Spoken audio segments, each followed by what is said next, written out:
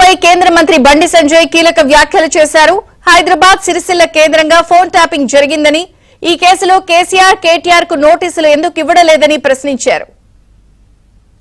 మొదటి నుంచి కూడా ఫోన్ ట్యాపింగ్ విషయంలో అన్ని విషయాలు చెప్తూ వస్తున్నాను. నేను అందరికంటే ముందు ఆరోపణ కూడా చేసినాను. ఇది హైదరాబాద్ కేంద్రంగా జరిగింది, సిరిసిల్ల కేంద్రంగా జరిగింది. ప్రణీత్ రావు అనే వ్యక్తి ద్వారా సిరిసిల్ల కేంద్రంగా ఈ ఫోన్ ట్యాపింగ్ జరిగింది. సిరిసిల్ల కేంద్రంగా జరిగిందంటే ఎవరి అనుమతితో జరిగింది, ఎవరి కన్నుసరణలో జరిగిందో అందరికీ తెలుసు. మరి సిరిసిల్లనే ఎందుకు కేంద్రంగా ఎంచుకున్నారో కూడా తెలుసు అందరికీ. కాబట్టి దీని మీద విచారణ జరపాలి. ఇవాళ ప్రభాకర్ రావు అనే వ్యక్తి అనేక కుటుంబాలను నాశనం చేశాడు. అనేక మంది మాలాంటి కార్యకర్తలు ఉసురు పోసుకున్నటువంటి మూర్ఖుడు ప్రభాకర్ రావు అంటాడు. ఈ ప్రభుత్వం రాచమర్యాలతో చేస్తున్నది. ఈ ప్రభుత్వం ఏర్పడిన తర్వాతనే ఆయన ఇక్కడి నుంచి వారిపోయాడు. ఈ ప్రభుత్వం కాంగ్రెస్ పార్టీ ప్రభుత్వం ఏర్పడిన తర్వాతనే ఫోన్ ట్యాపింగ్ నిందితులు అందరూ తప్పించుకునే ప్రయత్నం చేశారు. అమెరికా ఎప్పుడు వారిపోయాడు? కాంగ్రెస్ పార్టీ ప్రభుత్వం ఏర్పడిన తర్వాత. ఇలా కూడా కోర్టు పోయాడు, కోర్టు నుంచి ఉత్తర్వులు తీసుకొచ్చున్నాడు, రాచమర్యాలతో వేయాలని చెప్పి ఉత్తర్వులు తీసుకున్నాడు. కోర్టును గౌరవించాల్సిన బాధ్యత మనకు ఉంది కాబట్టి దానికి అనుగుణంగా తప్పించుకునే ప్రయత్నం చేస్తూ ఉన్నాడు. ప్రభాకర్ రావు కానీ రాధాకిషన్ రావు అనే వ్యక్తులు కానీ వీళ్ళిద్దరూ అనేక మంది ఇతర పార్టీలకు సంబంధించిన కార్యకర్తలు ఉసురు పోసుకున్న వ్యక్తులు వీళ్ళు. ఇవాళ ఇతర పార్టీ నాయకుల ఫోన్ ట్యాపింగ్ కాదు, బీఆర్ఎస్ పార్టీ నాయకుల ఫోన్ ట్యాపింగ్ కూడా చేశారు. భార్య భర్తలుంటే ఫోన్ వినడమే, కొడుకు తల్లింటే ఫోన్ వినడమే, జడ్జిల ఫోన్లు కూడా ఫోన్ ట్యాప్ చేశారు. జడ్జిలు కూడా కాబట్టి జడ్జిలు కూడా ఫోన్ ట్యాప్ చేశారు. కాబట్టి దీన్ని సిబిఐకి ఇవ్వాల్సిన బాధ్యత రాష్ట్ర ప్రభుత్వం మీద ఉంది. ఇదే ముఖ్యమంత్రి గారు ఎన్నికల సమయంలో అనేక సందర్భాల్లో సిబిఐ విచారణ జరపాలని ముఖ్యమంత్రి గారు కోరారు, రేవంత్ రెడ్డి గారు కోరారు. మరి వాళ్ళు ముఖ్యమంత్రి గారు ఫోన్ ట్యాపింగ్ విషయంలో విచారణ తూతూ మంత్రంగా సాగుతున్నది. వాళ్ళు కేవలం అధికారులకే పరిమితం చేయకండి. ఇవాళ వాళ్ళ వాంగ్మూలంలో ఏం చెప్పారు? పెద్ద ఆయన చెప్తే మేము ఫోన్ ట్యాపింగ్ చేస్తామన్నారు. పెద్ద ఆయన ఎవరు? పెద్ద ఆయన కల్వకుంట్ల చంద్రశేఖర్ రావు అని చెప్పి క్లియర్గా దానిలో వాంగ్మూలంలో స్టేట్మెంట్లో రికార్డ్ అయి ఉన్నది ఆల్రెడీ.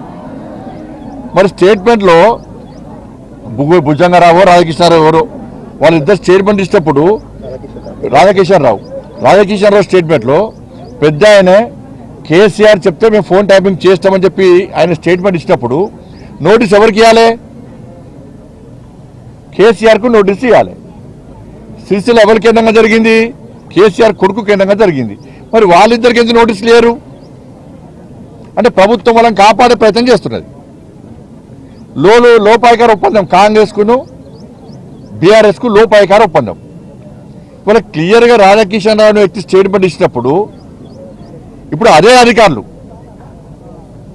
అధికారుల వంగుల్లో మా బండి సంజయ్ ఫోన్ ట్యాపింగ్ చేస్తాము, ఫలానా వ్యక్తులు ఈ ఫోన్ ట్యాపింగ్ చేస్తామని చెప్పినప్పుడు మాకు నోటీస్ ఇచ్చినప్పుడు దీనికి కారకులైనటువంటి వ్యక్తులు కేసీఆర్ అని చెప్పినప్పుడు కేసీఆర్కు ప్రభుత్వం నోటీస్ చేయడానికి ఎందుకు వెనుకడిగిస్తున్నది? సిరిసిల్ల కేంద్రంగా ఫోన్ ట్యాపింగ్ చేసినప్పుడు కేసీఆర్ కొడుకు నోటీస్ ఇవ్వడానికి ఎందుకు వెనుకడిగిస్తున్నది? మీ ఇద్దరి మధ్య ఉన్న రహస్య ఒప్పందమేంది? కనీసం ఏ ఒక్క విషయంలో కూడా మీరు ఇలా పట్టించుకోకుంటే వాళ్ళ కేసీఆర్ కుటుంబం వల్ల ఎన్ని కుటుంబాలు నాశనమైనాయి, ఎంతమంది భవిష్యత్తు నాశనం చేశారు. 109 కేసులు పెట్టిరన్న మా మీద, 109 కేసులు, ఒక్కటి కాదు రెండు కాదు. ఇదే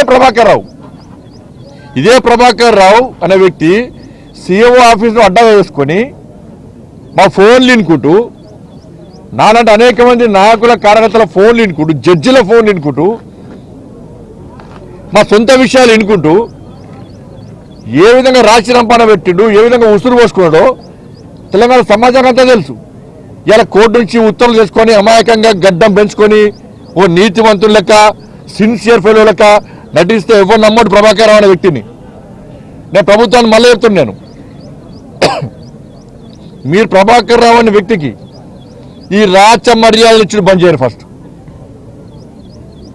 వాళ్ళ కోర్టు ఇతరులు ఇచ్చినప్పుడు మనదే కోర్టును రాష్ట్ర ప్రభుత్వం ఎందుకు సంప్రదించలే? ఇలా రాష్ట్ర ప్రభుత్వము ఎందుకు పిటిషన్ వేయలే? అండర్స్టాండింగ్ లోపాయక ఒప్పందం. కానీ ప్రభాకర్ రావు ఏమంటాడంటే నా ఎక్స్టెన్షన్ కేవలం అప్పటి డీజీపీ మాత్రమే, ఆ నాయకులతో మాకు సంబంధం లేదని చెప్తున్నారు. ఈ అందరూ అమాయకులు ఇప్పుడు నోట్లు పెడితే ఏం చేయాలన్నట్టు ప్రభాకర్ రావు. అందరు నాశనం చేసిందే ప్రభాకర్ రావు. ఎవరు తెలుసు? మీకు తెలుసు, మాకు తెలుసు. 100 సార్లు చెప్పిన నేను సీఎం ఆఫీస్లో ప్రభాకర్ రావు మొత్తం సర్వనాశనం చేస్తున్నా అని చెప్పి ప్రభాకర్ రావు డ్యూటీలో ఉన్నప్పుడే నేనే చెప్పిన. ఇవాళ అంతెందుకు ఈ దొంగ పేపర్ లీకేజ్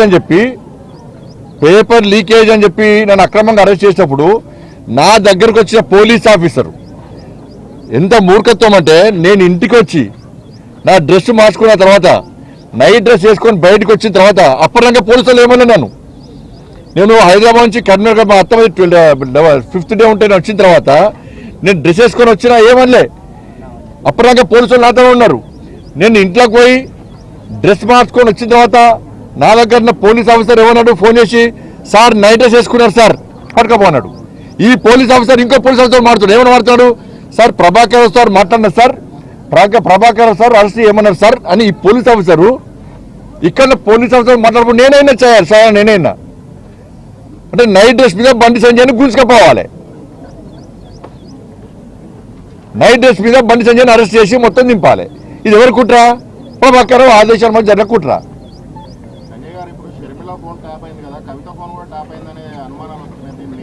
అరే నేను సొంత బీఆర్ఎస్ పార్టీ నాయకుల ఫోన్లు కూడా కేసీఆర్ అనేది ఆయనకు అనుమానాలు ఎక్కువ. కేసీఆర్కు అనుమానం పుట్టినాకనే కేసీఆర్ పుట్టాడు. మీ ట్యాపింగ్ విషయంలో, మీ ఫోన్ ట్యాపింగ్ విషయంలో ప్రధానంగా అంటే ఎవరిని, అంటే మీకు ఎప్పుడు ఈ అనుమానం వచ్చింది, తర్వాత ఎవరెవరి ఫోన్లు ట్యాప్ అయింది? ఇప్పుడు ఫోన్ ట్యాప్ అయిన విషయం అందరికీ తెలుసు. ఇవాళ కేసీఆర్ ప్రభుత్వం రోజు ఎవరన్నా మామూలు కాలు మీరు మాట్లాడుకున్నారా? రేపు మామూలు కాలు మీ మీడియా మిత్రులు ఉన్న మామూలు మీ మీడియా యాజమాన్యం మామూలు కాలు మాట్లాడుకున్నారా? అయితే వాట్సాప్, అయితే సిగ్నల్, అయితే ఫేస్ టైము, అంతే తప్ప మీరు వేరే మాట్లాడుకున్నారు. ఎవరు మాట్లాడుకోలేదు. ఫోన్ మాట్లాడుకోవాలంటే భయం. కేసీఆర్ ప్రభుత్వాలు ఫోన్ మాట్లాడుకోవాలంటే భయం. మీరు మాట్లాడుకుని చెప్పండి, మీ కెమెరాను మాట్లాడుకున్నారా? భార్యతో మాట్లాడాలన్నా ఫేస్ టైమే, కొడుకుతో మాట్లాడాలన్నా ఫేస్ టైమే, ఇంకెవరు ఆఫీసర్తో మాట్లాడాలన్నా ఫేస్ టైమే, లేకుంటే సిగ్నల్, లేకుంటే వాట్సాప్ కాల్. ఆ వాట్సాప్ కాల్ కూడా ట్యాప్ చేసినట.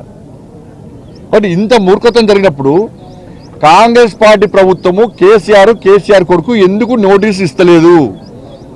రాజా కిషన్ రావు స్టేట్మెంట్ ఇచ్చిన తర్వాత ఎందుకు నోటీస్ ఇస్తలేదు? ప్రభాకర్ రావు అనే వ్యక్తికి రాచ మర్యాద లేనిది. దీనికి అంతటి కారణం వీళ్ళని కాపాడే ప్రయత్నం కాంగ్రెస్ పార్టీ ప్రభుత్వం చేస్తున్నది. మాకు నోటీస్ చేయడం కాదు, మమ్మల్ని ఈ ఎవిడెన్స్ కోసమో స్టేట్మెంట్ కోసం పిలవడం కాదు. మేము ఎక్కడికైనా వస్తాం, మేము 100% వస్తాం. మేము ఇప్పుడు మార్గం తీసుకుపోండి.